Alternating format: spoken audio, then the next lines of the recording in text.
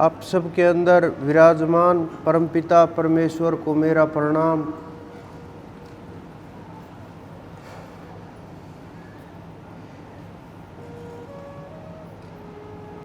परमपिता परमेश्वर वो अनंत जो प्रत्येक जड़ में भी विराजमान है और चेतन में भी विराजमान है। कुछ लोग उनको बस चेतन में विराजमान मानते हैं, यानी जीवों में, पेड़ पौधों में, जिनके अंदर आपको जीवन का अनुभव होता है, उनके अंदर हम मान लेते हैं कि इनका आधार परमात्मा है। और जो निर्जीव चीज़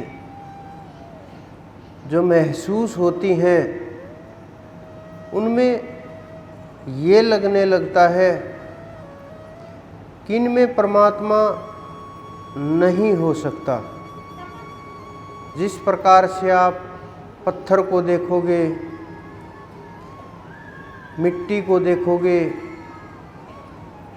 या जल को देखोगे, तो ऐसा एहसास होगा जैसे धातुएं हैं, लोहा है, सोना है और भी भिन्न भिन्न प्रकार की चीज़ें जो आपको नज़र आती हैं।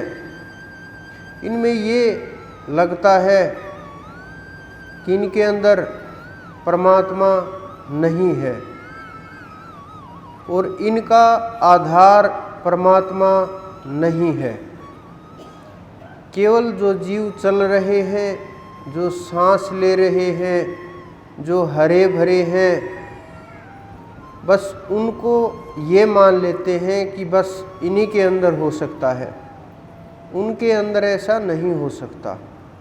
हम अपने मन के अंदर अपना निर्णय बना लेते हैं और अपने निर्णय को बना करके संकल्प करते रहते हैं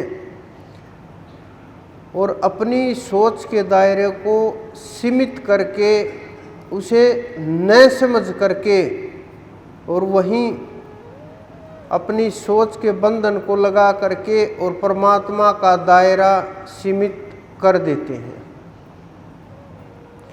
आप ये समझो, जो पहाड़ हैं, पत्थर हैं, धातुएं हैं, ब्रह्मांड है, जो निर्जीव नज़र आते हैं,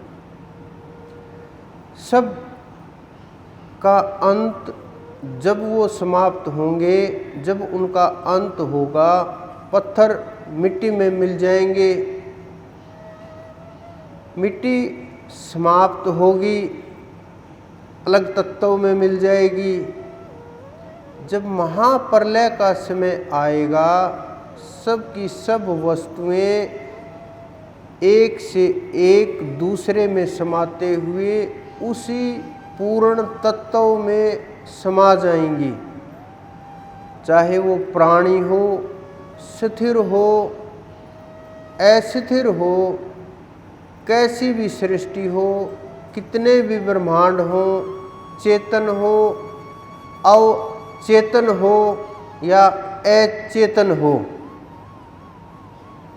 सब के सब उसी के अंदर समा जाएंगे। तो उसको समझने के लिए हमें अपने आप को, अपनी आत्मा को, अपने जो ध्यान तत्व है उसको समझना पड़ेगा। क्योंकि अगर आप लोग ध्यान नहीं करोगे तो मैं जो ये बोल रहा हूँ, ये समझना, सोच पाना, इस विषय तक पहुँच पाना आपके लिए बड़ा मुश्किल हो जाएगा। और जब तक आप गहरे में नहीं उतरोगे सागर की गहराई का अंदाज़ा नहीं आएगा। कुछ लोगों को ये भ्रम है दिव्य दृष्टि एकदम से खुल जाएगी और सब कुछ नज़र आने लगेगा, एक ही दिन में ये काम हो जाएगा, हमें ऐसे ही परमात्मा इन्हीं आँखों से दिख जाएगा, दर्शन हो जाएंगे, हमारा कल्याण हो जाएगा, हमें खोना पाना कुछ नहीं रहेगा और बस जीवन मुक्त हो गए। भक्ति कोई ऐसी वस्तु नहीं, ऐसा वस्त्र नहीं जिसे आप ओढ़ ले, जिसे आप पहन ले, हो गई भक्ति। ये बहुत गंभीर विषय है, इतना गंभीर है। इस धरा के ऊपर जितने भी विषय हैं सब के सब इसके सामने फीके हैं, सब के सब इतनी गंभीरता है, लेकिन हम नाम लेते हुए गंभीर नहीं रहते। बहुत लोगों ने तो नाम को भी एक काम मान लिया है कि बैठे ये तो ज़रूरी काम है, आलसी हुए तो भी किसी भी प्रकार से हुए बस बैठे निपटाना है। भक्ति कोई ऐसा कार्य नहीं है। भक्ति के अंदर अगर प्रेम नहीं है, उसके अंदर रस नहीं है, नीरसता है, अगर हम उसको अपने अंदर तक नहीं उतार पा रहे, भाव उत्पन्न नहीं हो रहा, अंदर में वो प्रेम का सागर नहीं उमड़ रहा, अगर हम उस परमात्मा के लिए बैठ करके आंसू नहीं बहा सकते, तो फिर बड़ा मुश्किल होता है ऊपर की चढ़ाई करना, ज्ञान के लिए पहुंचना, उस मार्ग पर चलना। फिर आप वहीं तक सीमित हो जाओगे, क्योंकि परमात्मा का जो रास्ता है वो बस निपटाने का काम नहीं है कि आप बैठे बस 10 मिनट बैठे, बोला था आधे घंटे के लिए कर लिया, हो गया, निपट गया काम। ये काम नहीं है, ये भाव है, ये प्रेम है, ये वो उमंग है जो आपको ऊपर तक ले करके जाएगी। ये आपके अंदर वो छिपी हुई ऊर्जा है, ये आपकी आत्मा की खोज है जो आपको अंदर तक उतार करके ले करके जाएगी। आप ये देखो, बहुत लोग ये सोचते हैं परमात्मा ने हमारा बुरा कर दिया, वो हमारी ओर ध्यान नहीं दे रहा है, वो हमारे बारे में सोचता नहीं है, वो हमारा कोई काम नहीं करता है, हमने ऐसा क्या कर दिया उस परमात्मा का कि सब कुछ गलत हमारे साथ ही कर रहा है। इस प्रकार के विचार ले करके कुछ लोग ध्यान के ऊपर बैठते हैं, तो इसका जो परिणाम होगा, क्या वो भक्ति की तरफ आपको ले करके जाएगा? क्या आपको वो ध्यान की तरफ ले करके जाएगा? क्या वो आपको परमात्मा की तरफ ले करके जाएगा? क्या आप इस विचार को ले करके कितनी देर आप स्थिर रह पाएंगे? कितनी देर आप मन को रोक पाएंगे? कितनी देर आप विचारों को पकड़ कर पाएंगे? कितनी देर आप संकल्प विकल्प के ऊपर काबू कर पाएंगे?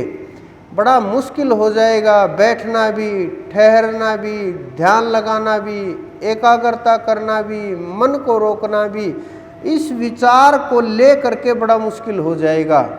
लेकिन थोड़ा इसके गहराई में उतर करके समझिए कि वो परमात्मा पुराने समय में राक्षस होते थे, उसने उनको भी मारा नहीं, उनका बुरा नहीं किया।